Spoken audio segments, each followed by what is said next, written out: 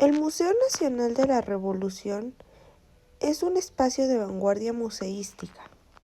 Está dedicado a la divulgación del proceso histórico de la Revolución Mexicana.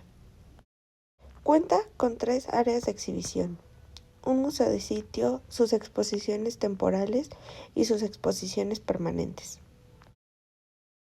Cuenta con herramientas didácticas como estaciones interactivas, pantallas e imágenes. La historia del monumento de 1906 a 1912. Palacio Legislativo Federal de Porfirio Díaz. Para conmemorar el centenario de la independencia en 1910, el presidente Porfirio Díaz convocó un concurso internacional para la realización del proyecto de la sede de las cámaras de diputados y senadores, un edificio suntuoso que sería uno de los más grandes y lujosos palacios legislativos del mundo, de más de 14,000 metros cuadrados. La traza de poder uniría en línea recta el Palacio Nacional y la Plaza de la Constitución con el nuevo Palacio Legislativo Federal y la Plaza de la República. Fue el reconocido arquitecto francés Émile Bernard quien ganó la realización del proyecto Palacio Legislativo Federal. En 1906, la construcción de lo que iba a ser un edificio magnífico, proyectado con la estética europea neoclasista, comenzó con una masiva estructura metálica y tecnología de vanguardia para su cimentación. 1912-1932. Construcción suspendida.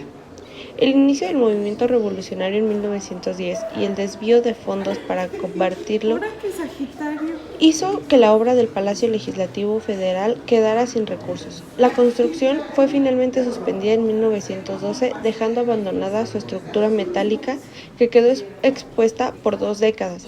Al término de la revolución, Émile Bernard quiso rescatar su proyecto y presentó al gobierno de Álvaro Obregón la adaptación de la estructura en abandono para convertirla en un panteón para los héroes de la guerra. Sin embargo, este intento quedó frustrado con las muertes de Obregón, 1928, y Bernard, 1929.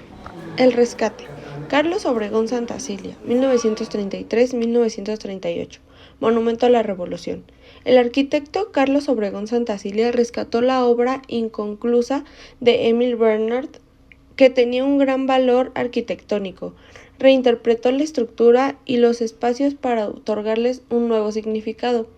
El uso de la plaza como espacio público en torno a la conmemoración de una revolución constante dedicó así su proyecto a la revolución de ayer, de hoy, de mañana, de siempre.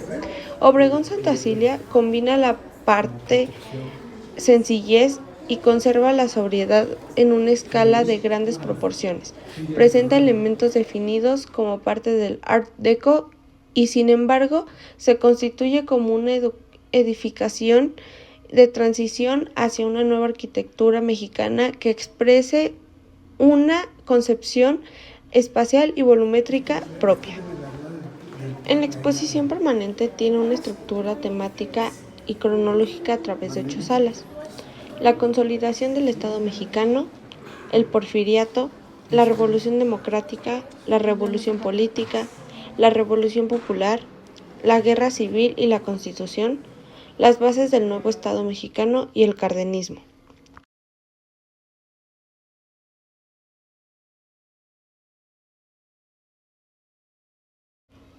En las salas también nos muestran la ropa que ocupaban en esos años las mujeres, los vestidos, los uniformes de los soldados, los uniformes de los de la marina, los atuendos de los campesinos, los sombreros, las espuelas, las montaduras de los caballos, etc. También encontramos los fragmentos de los murales y sus creadores. El primero es David Alfaro Siqueiros, 1896-1974. El fragmento del mural es Del porfirianismo a la revolución, 1957 a 1966. El segundo es Juan O'Gorman, 1905-1982. Sufragio efectivo, no reelección. El fragmento de la mural es Retablo de la Revolución Mexicana 1910-1914 en 1968. El siguiente es José Clemente Orozco, 1833-1949. El fragmento del mural es La Trinchera, de 1923 a 1926. Jorge González Camarena, 1908-1980. Fragmento del mural, La Constitución de 1917 en 1967. La Revolución Popular. El surgimiento de la Revolución Agraria. La revolución política convocada por Francisco I. Madero y coronada por Venustiano Carranza desató una gigantesca movilización de masas cuya explicación puede encontrarse en los agravios infligidos a las masas trabajadoras, particularmente campesinas, durante el Porfiriato. Entre estos agravios destacaba el despojo de tierras a los pueblos y comunidades por los hacendados con el apoyo y complicidad del gobierno. Desde el momento mismo de la caída del gobierno de Porfirio Díaz, los jefes campesinos expresaron con claridad que no se habían levantado contra un fraude electoral, sino contra los opresores del pueblo. Habían peleado por la tierra y se negaban a entregar las armas, tal como Madero exigía, que eran su única garantía para el cumplimiento de los postulados de la revolución, principalmente el agrario. Los soldados y dirigentes campesinos que Madero quiso hacer volver a sus casas empezaron a recuperar por la fuerza las tierras que antes usurparon las haciendas, iniciándose una nueva agitación en el campo que muy pronto devino en motines y revueltas. Estos hombres acusaban a Madero de traicionar los principios plasmados en el Plan de San Luis. Empezaron a ser llamados agraristas y pasaron a la rebelión desde el verano de 1911 en Chihuahua, Coahuila, Durango, Sinaloa, Puebla, Veracruz, Guerrero y Morelos, donde apareció el documento programático más importante de esta nueva revolución, el Plan de Ayala.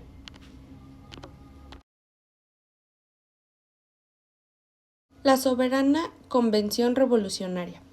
El 10 de octubre de 1914, en la ciudad de Aguascalientes, se inauguraron los trabajos de la Soberana Convención Revolucionaria, que fue el último esfuerzo de los jefes de la revolución para solucionar las diferencias que los separaban y preparar un proyecto unificado, evitando así la guerra civil. Esta asamblea pacificadora fracasó. Un mes después, los carrancistas la abandonaron. La convención se mudó a la Ciudad de México, convertida en órgano deliberativo y legislativo de las facciones villista y zapatista. Durante más de un año en la convención se discutieron los grandes problemas nacionales, mientras los ejércitos populares combatían en todo el país contra los constitucionalistas.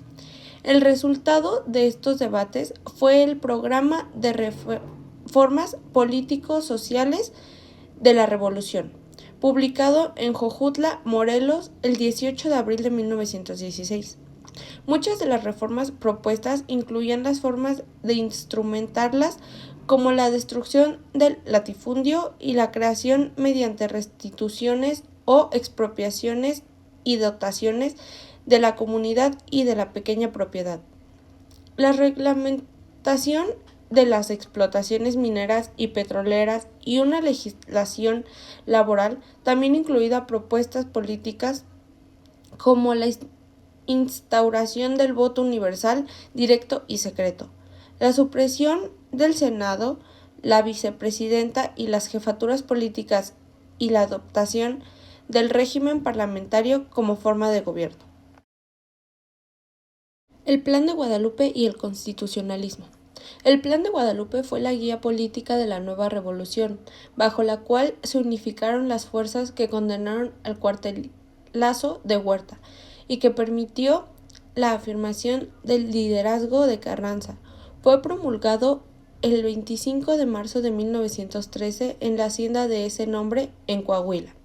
El Plan de Guadalupe fue negociado con los más importantes núcleos rebeldes del país, la mayoría de los cuales aceptaron a Carranza como primer jefe del ejército constitucionalista y encargado del poder ejecutivo. Poco a poco fue imponiéndose la dirección política que Carranza le daba a una guerra que concibió desde el principio como una guerra total. Los rebeldes querían la destrucción del antiguo ejército y las instituciones porfirianas encabezadas por Huerta. Al comprender que la guerra tenía objetivos políticos y que debía ser total, Carranza asimiló los errores conciliadores del maderismo, mostrándose como un hombre que entendía el pensamiento militar de su época.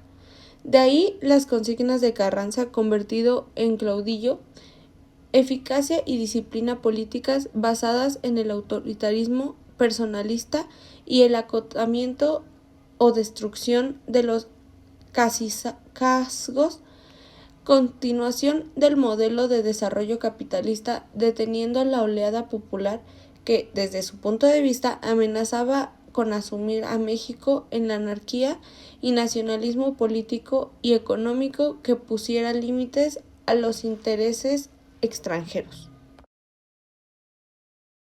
Al finalizar el recorrido por el Museo del Monumento, podemos subir al mirador 360 grados desde un elevador panorámico.